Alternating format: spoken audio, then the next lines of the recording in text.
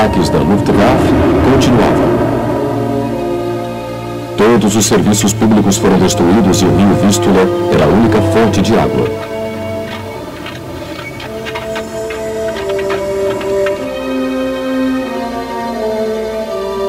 Para evitar futuros sofrimentos aos civis, a guarnição rendeu-se em 27 de setembro e as tropas alemãs entraram com triunfo.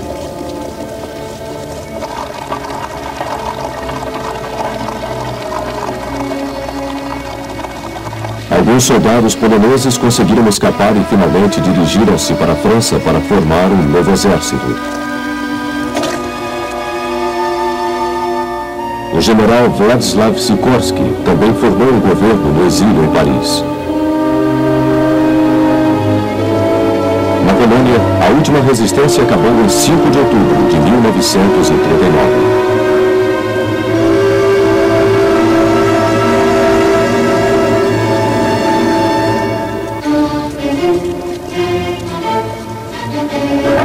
Os 20 anos da independência da Polônia chegaram ao fim.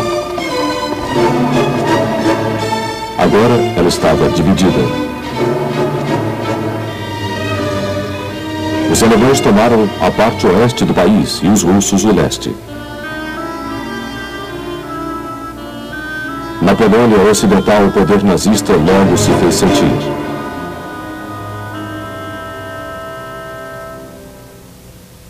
O destino de muitos dos poloneses capturados pelos russos só começou a ser revelado em 1943, quando os alemães descobriram uma vala comum com corpos de 4.000 oficiais poloneses em Katyn, na Rússia Ocidental.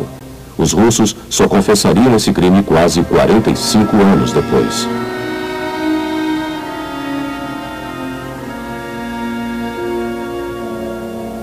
Com a Polônia destruída, Hitler agora voltava-se para o Ocidente, deslocando a maior parte de seus exércitos e ordenando que se preparassem para atacar a Holanda, a Bélgica e o norte da França, em meados de novembro.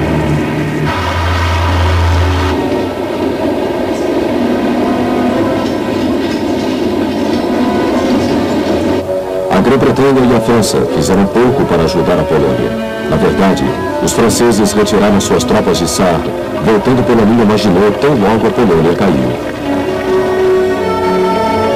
A verdade é que a grande quantia que os franceses investiram na linha Maginot os levaram a uma política de defesa e havia enfraquecido todo o espírito de ofensiva.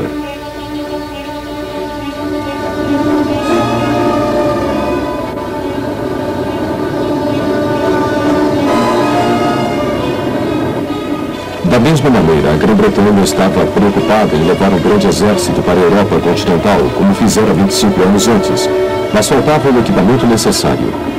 Entretanto, assim como em 1914, eles mandaram 4 divisões cruzar o Canal da Mancha.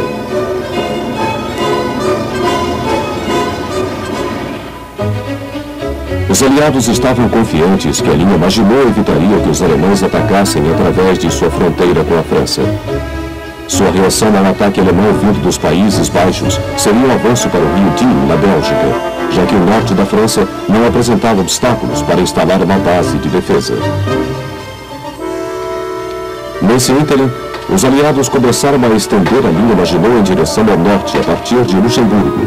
Isso era tudo o que eles podiam fazer, já que a neutralidade da Bélgica os impedia de vistoriar a linha Dino e era impossível preparar defesas nela.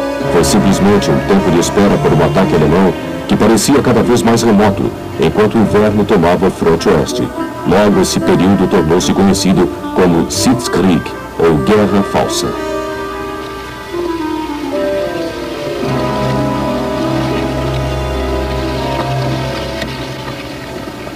Londres e Paris esperavam pelo violento ar que havia engolido Varsóvia.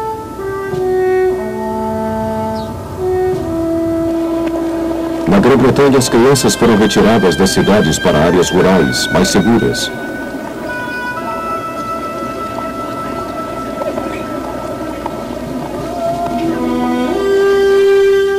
Todos os civis carregavam consigo máscaras contra gases, porque se temia que a Luftwaffe usasse essa arma em grande escala. Mas as forças aéreas de ambos os lados estavam bem conscientes de que ataques a alvos civis poderiam trazer retaliações da mesma espécie.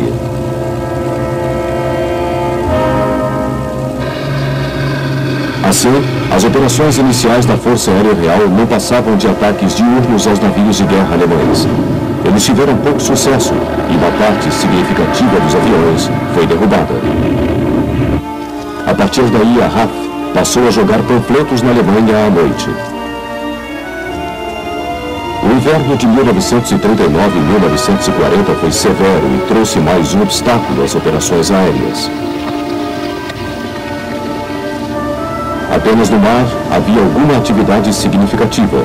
O panorama tornava claro que, ao contrário de 1914, a guerra submarina seria ilimitada. Em 3 de setembro, o primeiro dia de guerra no Ocidente, o submarino alemão afundou o navio Athenia, no Atlântico Norte, com a perda de 112 vidas, inclusive 26 cidadãos norte-americanos.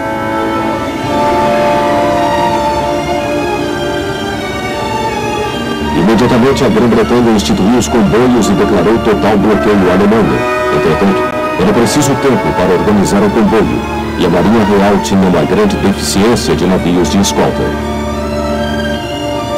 Consequentemente, antes de o ano terminar, 57 dos submarinos alemães que estavam em ação quando a guerra foi deflagrada tinham afundado mais de 100 navios, principalmente os que navegavam sozinhos.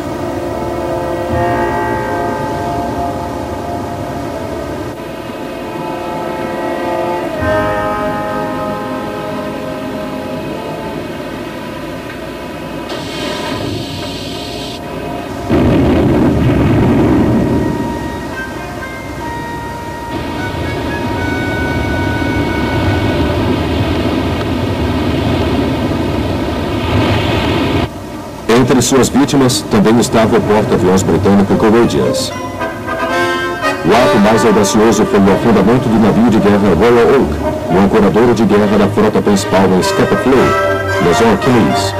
Gunther Prier, piloto do submarino, tornou-se herói na Alemanha da noite para o dia. Com sua frota de submarinos relativamente pequena, Hitler estava decidido a usar sua moderna frota de superfície para atacar os navios mercantes ingleses. Isso diminuiu a prioridade na construção de submarinos. O navio, o Graf Spee, havia saído da Alemanha antes do início da guerra e agora começava a incomodar os navios britânicos nos oceanos Atlântico Sul e Índico, deixando em seu caminho um rastro de navios afundados.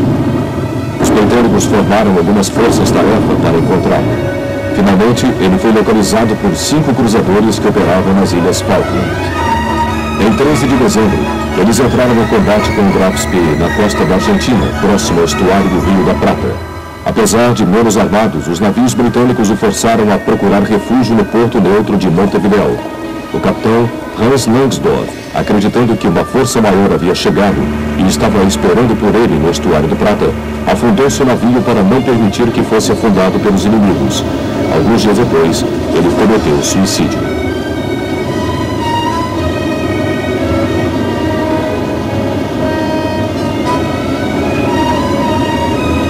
Este foi praticamente o único sucesso que as forças francesas e britânicas experimentaram em 1939.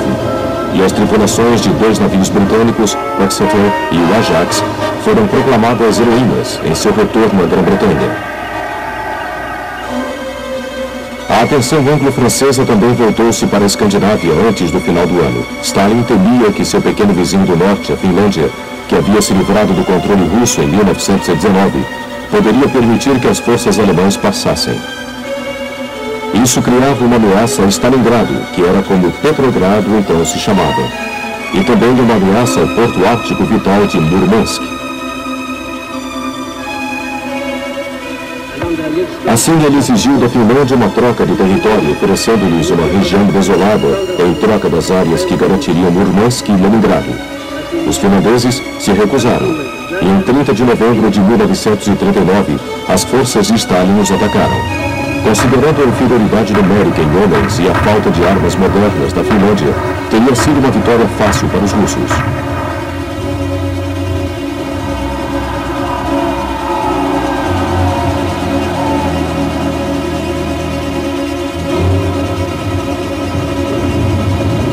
Mas os finlandeses resistiram, infligindo grandes baixas. Os expurgos de Stalin haviam afetado tanto as linhas mais antigas das Forças Armadas Soviéticas, que elas agora eram comandadas por oficiais inexperientes.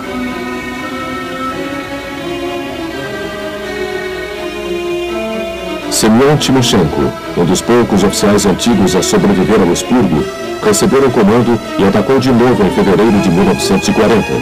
E os ataques aéreos russos logo começaram a mostrar bons resultados.